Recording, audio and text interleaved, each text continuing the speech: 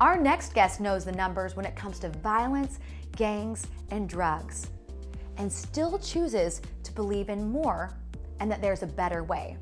Let's meet this next hopeful. Welcome to the show. Thank you for having me. You are full of hope, and you came from a place actually that was really tough, and to find it as a young kid and now take along people with you is truly incredible. So tell us about your childhood.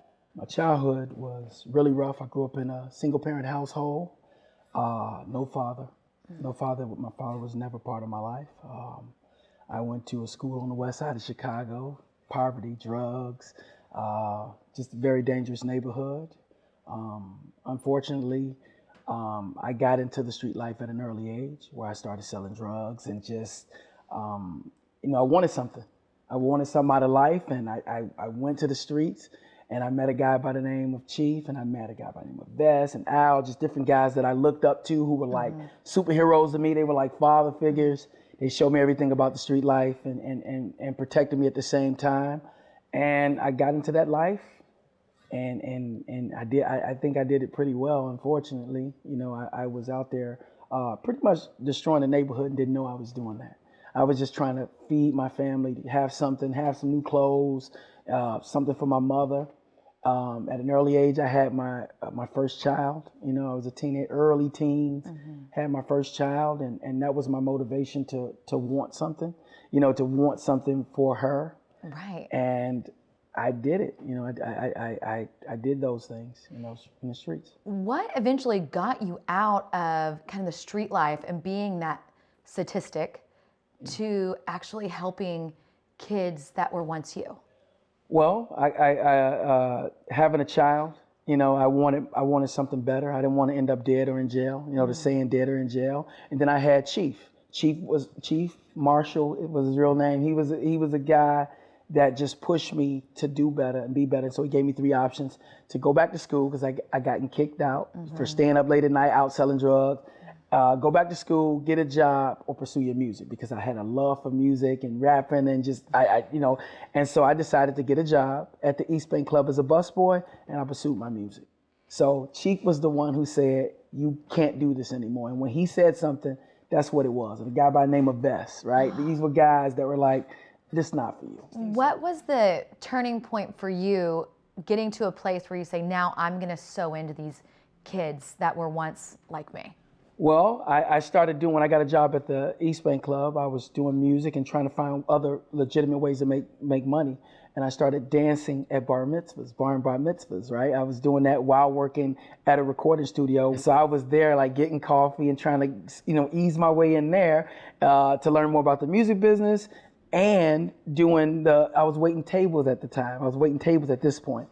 And I just wanted to give back. I always had this thing where I wanted to give, and I wanted to help other people. I always had that in me, even when I was in the streets. I know, being a drug dealer could be, a very, taboo thing to look at, but I really cared about people, and I loved people. I really did. And fast forward, I got a job dancing, doing bar mitzvahs, and I saw, man, I can make money doing this. Then I did a couple commercials, made money doing that, and then next thing you know, things start going, and then next thing you know, I'm the owner of an entertainment company, Flow Entertainment, and people are calling me king of the mitzvahs, right? So I have that, and I'm like, how can I give back? Okay, I'm making money, my life has changed, my child my family's doing good.